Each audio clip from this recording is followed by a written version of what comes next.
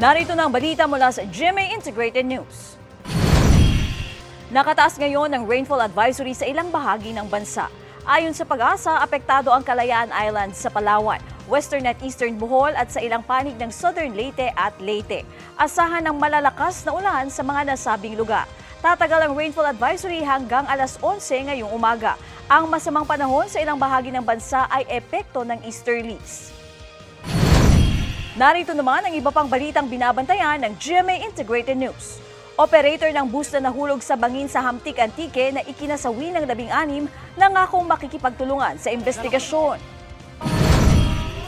Sa Super Radio DZBB, no leave policy ipatutupad ng PNP simula sa December 15 bilang paghahanda sa Kapaskuhan.